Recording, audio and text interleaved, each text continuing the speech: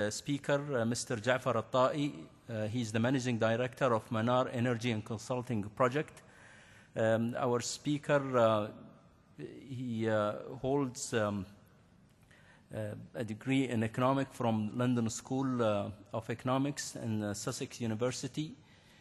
In 2009, and in response for the growing international interest in Iraq, Mr. Altaie has put together a Manaar Energy and Consulting Project Management in the UAE to cater for this market. Please join me to welcome Mr. Altaie to the stage. Thank you.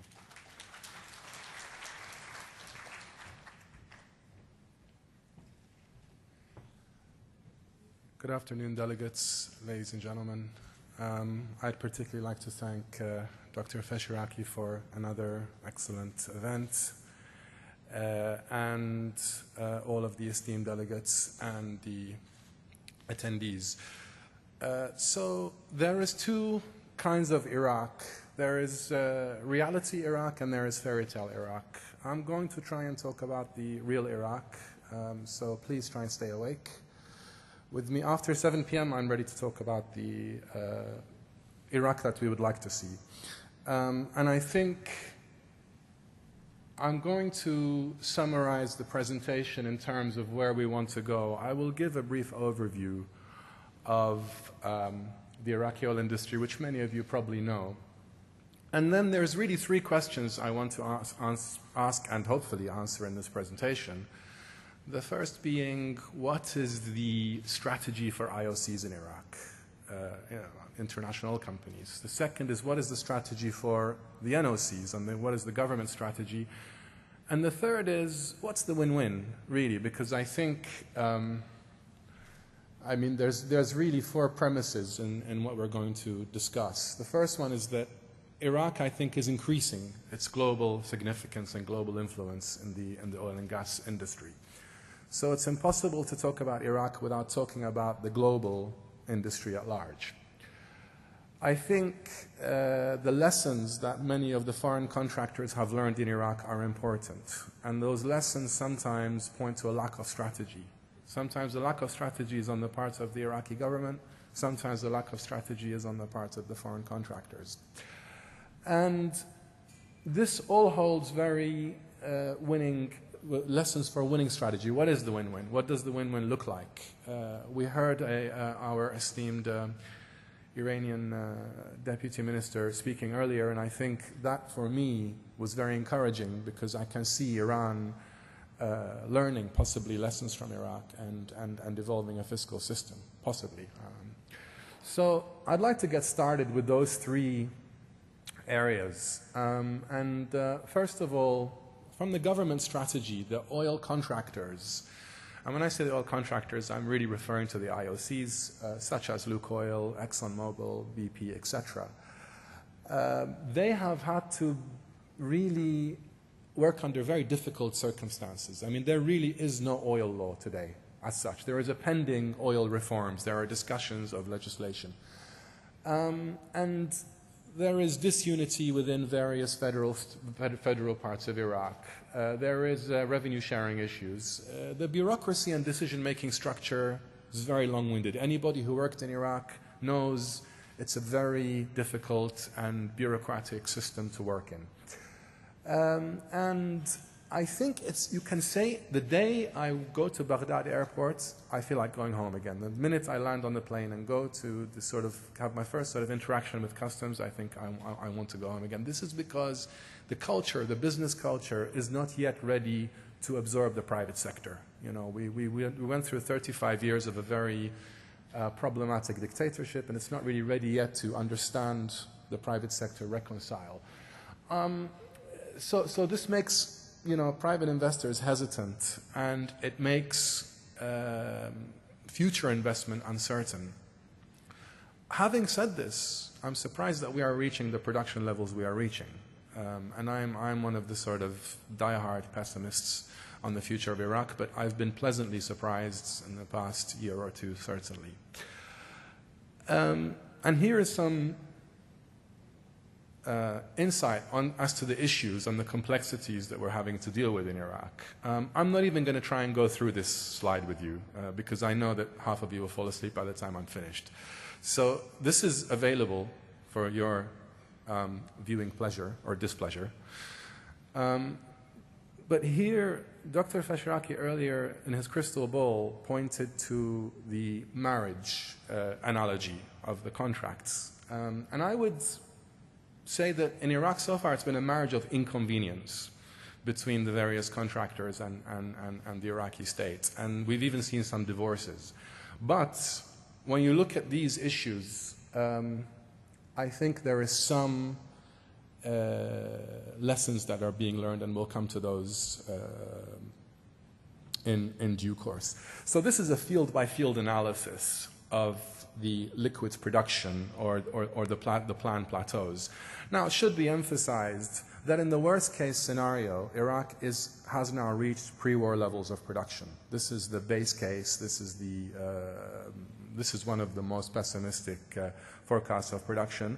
And already at 2014, we are at reasonable levels of production. Things could be better, but I won't say I'm very pleased with what's happened, but I'm not displeased either as to what's happened. Since we have our esteemed gentleman from Lukoil with us, I think Lukoil is one of the companies that really, to my opinion, has had a strategy in Iraq and has gone through a lot of difficulties. But really, it's paying off, I think. And the progress in West Gurna now is starting to see the light of day. As you see from our rig counts, Iraq is right up there, top in terms of rigs. But there's a lot of standstill in terms of the drilling programs, the bureaucracy, and the various. Another thing is the lack of a national oil company. We don't have a national oil company in Iraq. We have a Ministry of Oil dealing with international oil companies. As anyone knows, ministry's job is a regulator. Its job is not to deal with international contractors. And this is causing a lot of problems, a lot of delays in the decision-making structure. So while we have the highest rig counts, we also have the most prolific standstills. Now that we've gone through this, let's look at the government strategy in a bit more detail. And in looking at the government strategy, we have to look at the international contractors. What is their integration models? Any government that's making its strategy looks at the integration models of its counterparts. Now, most of the IOCs are integrated, upstream and downstream. And obviously this is for optimizing the value chain, balanced funding, market access. ConocoPhillips stands as one company that has disintegrated in terms of selling off its downstream interests.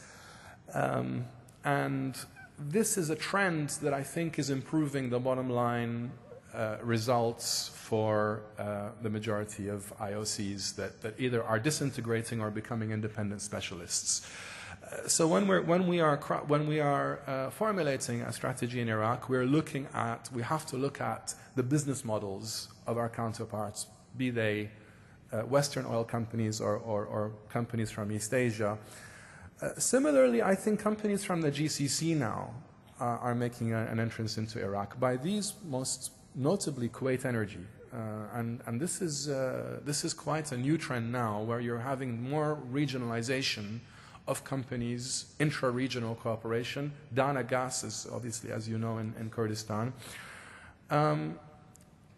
So these integration models have their advantages and disadvantages when working in a place like Iraq. I think if you look at the Rumaila project, for example, there is a partnership between CNPC and BP.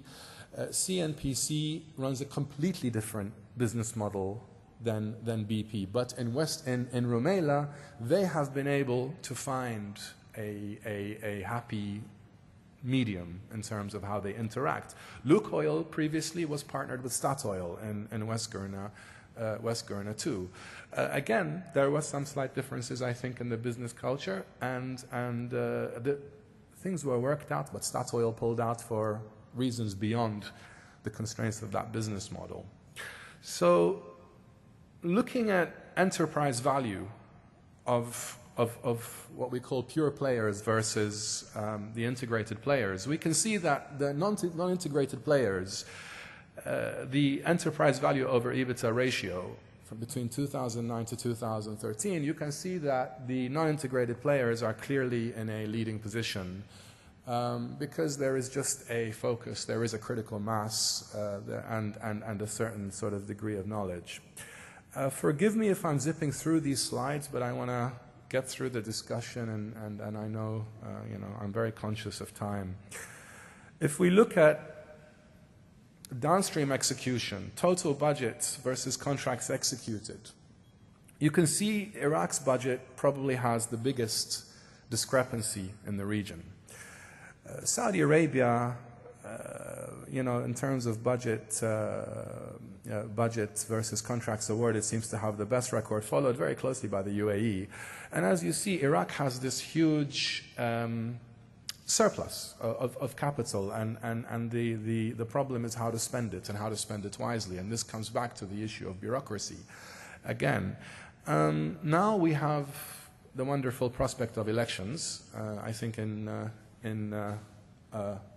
tomorrow and the day after the polling starts. So then we have these cycles. Then we have a couple of months of government formation. Then we have Ramadan. After Ramadan is coalition formation. I predict it will be until March 2015 until a new cabinet takes shape in Iraq. Until then, I think two things will happen. The Ministry of Oil will continue business as usual for as much as possible, but it will be constrained from making strategic decisions, tactical decisions such as maintaining production, issues on seismic, issues on drilling, issues on reservoir operations will be okay, but the bigger decisions will be delayed.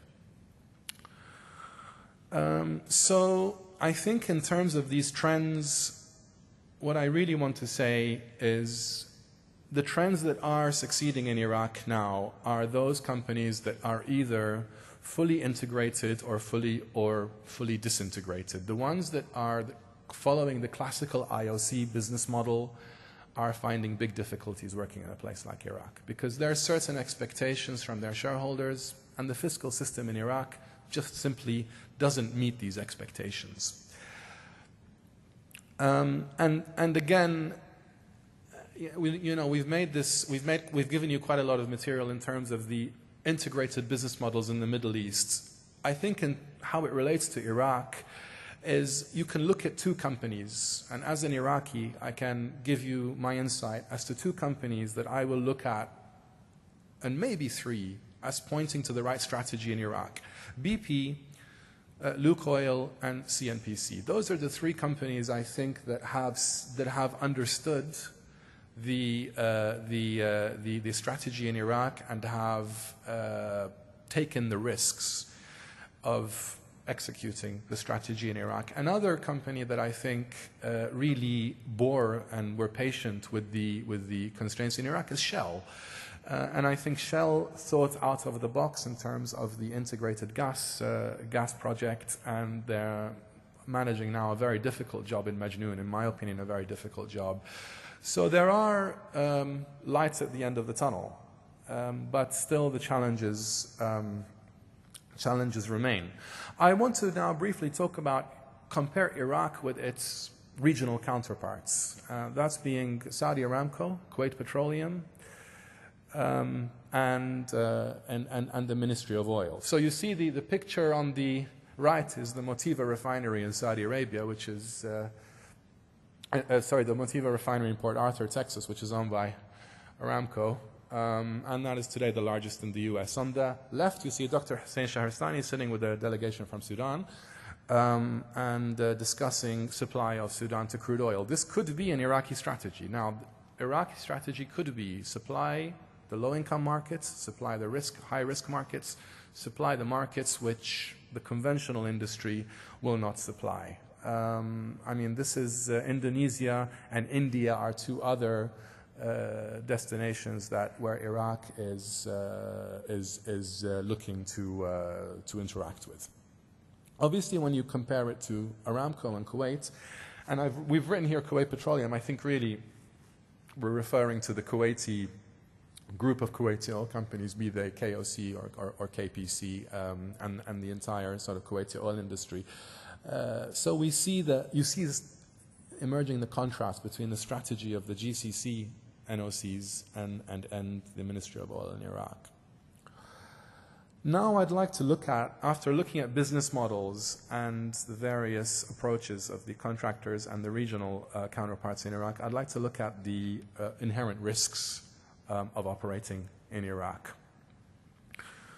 So I think for the refining strategy, it's important to say there has been a change of heart in Iraq. Iraq previously wanted to do a number of small refineries across the country.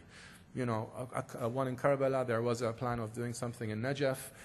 There was a plan of a couple of refineries, Muthanna, Kirkuk, and those areas. Now the strategy is shifted towards larger refineries that take into consideration economies of scale and understand the domestic consumption patterns more. So I think there's a better realization of the refining fundamentals from the parts of the Iraqi government. And all of this, ladies and gentlemen, this is all a function of how the international companies are teaching and learning from the Iraqis. And I think that process is actually working to some degree. So as you see here, some data on the refineries that are being planned. One that we should really talk about is Shell Mitsubishi. Again, I think that's one of its kind. That kind of business model, you know, I haven't really seen it being replicated in Iraq. Only Shell has managed to really have this kind of vision. Looking at the downstream strategy, well,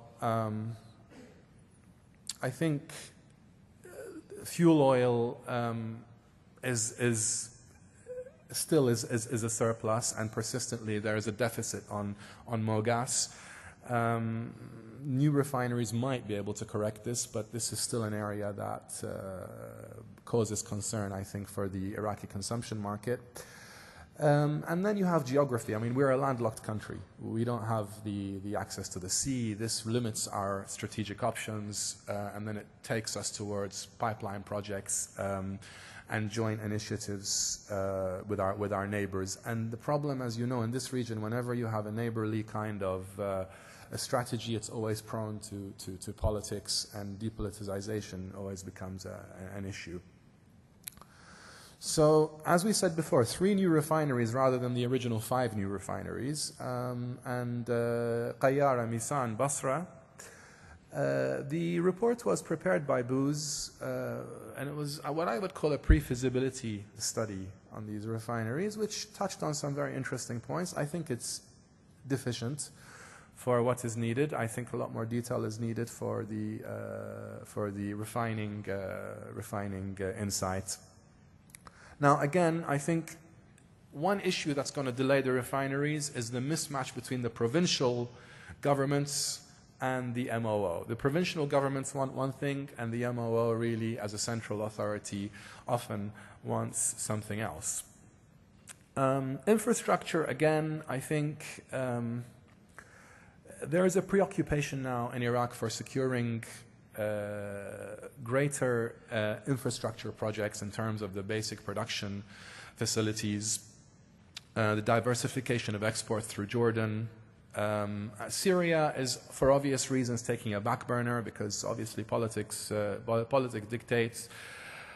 But one thing in Iraq that's striking is the regional fundamentals. For example, Kuwait is a deficit gas area, and Kuwait consumes a lot of gas and is due to consume even more gas. So sometimes the market is right underneath our nose, but some of our governments look to Europe and look further afield. But I think there's a lot to be said for regional gas trading projects, and the infrastructure requirements of those projects is a lot more realistic. So I've wanted to give you an overview because I want to leave as much time as possible for discussion. And I want to end on talking about some winning strategies for Iraq. And I'm going to give you two pieces of the equation. Here is the Chinese, or our interpretation of the Chinese business model. What the Chinese companies do on the upstream side is they bundle everything into a single entity. So seismic, drilling, facilities, reservoir, pipelines, ancillary is all bundled under one company or under one commercial group. The price is known. When they go and do an upstream project, they can budget. Their OPEX and CAPEX are accurately forecasted. There is fast progress, which for the Ministry of Oil is very important. Cheaper, fewer subcontractors. There is variable quality when it comes to Chinese work. Sometimes Chinese companies perform exceptionally well, and they become part of the whole, I mean, they become another ethnic group in their own right in Iraq with the amount of workers also they bringing into the country. That has a negative impact in terms of job creation, but has a positive impact in terms of getting the job done quickly with variable results. And they're very flexible. They can work under a very tight fiscal system, which no Western IOC would touch with a barge pole. So in Iraq, for example, CMPC under BGP and under other contractors can do seismic, 3D, 2D, 3D seismic. They have companies that can do well drilling, logging, surface testing operations, operations management, etc. In contrast, you see the Western IOC model. And the Western IOC model subcontracts all of these ancillary services. And when you are at the beginning of bidding a project, those costs are unknown. They're unknown because, this is all subcontracted. Of course, the flip side is the work standard is more consistent. And the work standard, you know what you're going to get, but the price and the cost is an obvious upside or downside, depending on which side of the table you are. If you're on the Iraqi government, it's a downside. If you're on the side of the contractor, if you're on the Iraqi government, it's an upside. If you're on the other side, it's a disadvantage. So the Western IOCs have integrated asset teams, but they still outsource. And they provide specialized services. There's more efficiency. And I think in the case of Lukoil specifically, Lukoil for me has a very unique strategy in Iraq. It's a strategy based on a very deep understanding of Iraq, I think. I would almost say some type of patient, gradual, piecemeal approach. When other IOCs really get frustrated very quickly by the lack of progress, I have noticed Lukoil number one understands, and number two makes an effort to negotiate to negotiate its position realistically. So I don't know where Lukoil will fit in these two sort of. If I look at the Chinese model and then I look at the IOC model, I think Lukoil more or less fits in here. But I will leave that for you to decide. So I want to conclude. You might be happy to hear. So I think largely successful program in Iraq. I think 60% of the production target has been achieved since 2010. But this was the easy fields. The difficult fields still are eluding us. The areas that has joint geography with Iran, for example, the areas where there are still landmines, the areas where there are more difficult geology and geophysics, those are the next challenge for us. So when we talk about increasing production, we have to discuss, are we ready to take on the technical challenges that await us for the more difficult fields? I think the challenges are politics also. And when I say politics, I mean geopolitics and oil politics. Of course, geopolitics is, we don't know. We have to defer back to the crystal ball again to know what geopolitics is going to bring. Oil politics, I think you need a Ministry of Oil that is more enlightened. You need a national oil company, and you need a more private sector friendly business culture in the government. I predict 60% will continue to be achieved. That will tail off towards 50 and 40% as we near 2017 to 2018 because the challenges will get more. I see major changes in the current policy after the 2014 elections. The Ministry of Oil will change. I do see the evolution of a national oil company. But pretty much I see year-on-year production growth, but modest production growth. And I think the Iraqis have to tone down their expectations. And I think they will learn the hard way, but they have to learn.